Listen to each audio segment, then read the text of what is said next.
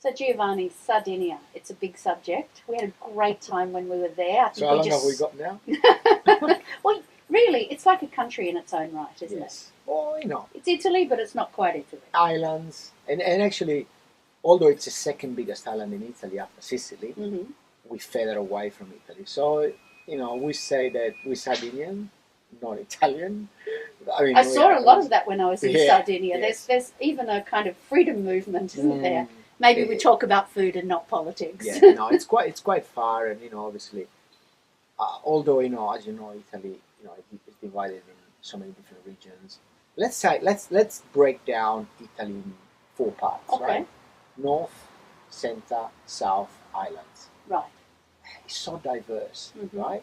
As you know, travel around Italy and food changes, the dialect, the language, like all this, and that obviously translates into ways of living and all that. But I think islands even more so. Well, because it's insular, and that's what right. the word means, right? Yeah. And so things don't change quickly in an island, do they? Not really. And the other thing that struck me about Sardinia when we were there was that where it's located, it really is at the crossroads. And Yep. almost every culture has passed through at some Oh. stage, from the Phoenicians right through. Yeah. The Catalans, the Spanish. I mean, we always say, the true Sardinians live in the middle of the island because they escaped in the past to hide from the coastline, which was always dangerous. And this invaders. is really interesting. You think island, seafood, coastal? No. The Sardinians lived inland, didn't It's they? more. The seafood came about maybe over 100 years ago, which sounds like a long time, but it's not really for Sardinia because it's so old. But I grew up eating meat, pasta, bread, Pork, lamb, mutton. pork, lamb, all the baby goat, and a lot of bread, a lot of cheese. Seafood in my life came around when I was like growing up, Is it more about the tourism? Was it when people started Yeah, coming I mean- to Sardinia for holidays? Correct. Now the coast, obviously is so popular. It's so beautiful, and the tourism obviously, brought all that to the table. But I don't know if it was because also seafood wasn't affordable. It wasn't easy to get, on the hills. They weren't fishermen, right? So No. the seafood was the things that you could harvest from Yep. the shore, Yep. the cockles, the clams, the octopus Mussels. that were in the Yep. rock pools. Yeah, all that. So I grew up eating, no seafood, Right. really, until Amazing I for an was, I island. don't know, 16, 17, and I started having some mussels and some prawns, discovered, all this food that for me was very unusual in a way, which sounds crazy, but that's the way it is. Now, there is one seafood product that is so typical of Sardinia, and I'm thinking of bottarga. Mm. So tell us a bit about bottarga, because we're going to be using that in this kit. Bottarga, it's in my heart because, we started using bottarga many, many years ago, and I always thought that, the best, well, it still is, the best bottarga in the world is Sardinian, until I discovered very casually that the Sardinian bottarga is made with Australian mullet roe. So we send the mullet roe over to Sardinia to turn it into bottarga. And then Then they was sell it buying back here. sell it back here. And when I Love it. discovered that, now we make our own bottarga using, Australian beautiful salt. Also Alex, she's amazing at what she does. Sure. We needed a salt. It was an important part of, making bottarga because there's only 2 things really. It's the raw and the salt, right? Mhm. And then you got to air dry it. So the salt had to resemble a little bit of Sardinian salt, which is salty, minerally. You got to have all these characteristics that sometimes you don't find in Australian salt. Where Alex did that, she did a mix for us. Right. Also, it was quite fine because then it sticks better. Mm-hmm. And now we have, an Australian salt, Australian roe, Sardinian bottarga. I love it. Australian Sardinian chef. Exactly. What are some of the other typically Sardinian products? Tell us about pane carasau. Pane carasau, probably the most popular bread. Not in the whole of Sardinia, Right. because it's from more like centre north, Okay. Nuoro, especially Nuoro because it's where most of the shepherds live Okay. with the sheep and making pecorino and go away for a couple of months to find grass, and they used to make this bread that it was completely dehydrated, Mhm. right, and crispy, so it keeps for longer. That was the idea of making pane carasau. Of course. So they Or could carry it with them. They could carry it with them, and it wouldn't go stale, right? Right. Because it is probably the most simple recipe to make bread because you only have water, flour, yeast, and salt, right? But the steps, and it's so complicated with the proving, and then it's got to separate. Puffs up in the oven, and Puffs up I in the remember oven. we made it in the pizza oven Correct. when we did the book. And if it doesn't, you don't have to make it. No. We're sending you some.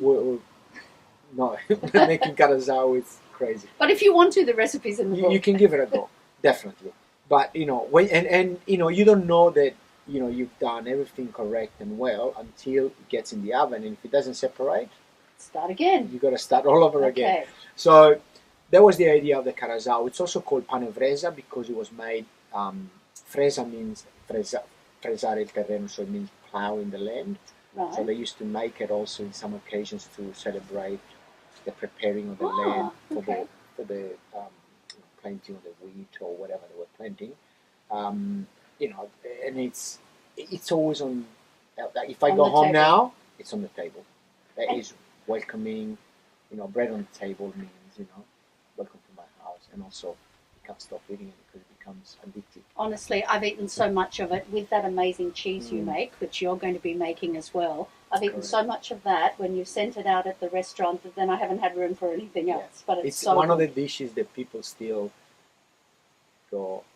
My favorite thing was the carasau with ricotta that you make, primo sale, and a drizzle of the abbamele on top. So tell us a bit about abbamele because that's another very Sardinian. Abbamele translates to abba is water, mele is honey, so it's like a water honey syrup kind of thing. So you get the honeycomb with the honey, and you soak it in water and boil it until the honeycomb becomes really soft, and then you put some orange zest, some cloves, some spices, and then after it's cooked and it becomes quite dark because it's been boiling in water, you then squeeze the honey out, and the water reduces and becomes this syrup, almost like with this honey caramel.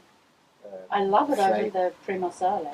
It's amazing. So you're making some of that for us again. You don't have to make it. Making that. Gio's making that for us. Make? Everything. Everything. You don't have to do anything. Well, almost nothing. Just so a bit of cooking. We have abbamele, we have bottarga, we have pane carasau. Fregola we'll talk about when we cook the fregola recipe. Pecorino, that's the other thing that to me is so Sardinian. Pecorino Sardo. Yeah, look, Pecorino Sardo, there is Pecorino Sardo, probably Pecorino Romano, they're the two most popular Pecorino in Italy. How do you think they differ? How do we tell them apart? The Pecorino Romano, it's a little bit firmer compared to the Sardinian, and it's a little bit saltier, right? And more Which crumbly. one's saltier? The Romano. The Romano, saltier and crumbly, firmer. firmer. But a lot of the Pecorino Romano is made by Sardinian shepherds, moved to Lazio. Yes, I did read that. Yeah, even in Tuscany, a lot of Tuscan Pecorino. Tuscan Pecorino Toscano is from Sardinia. I went to when I did a tour one day. I went to this cheese maker in Tuscany, near Pienza. That's quite famous Pecorino Toscano. And I walked into this little factory, like a very boutique, handmade stuff. And this lady comes out dressed in black, and I'm just going, she has to be Sardinian. She looked Sardinian. Okay.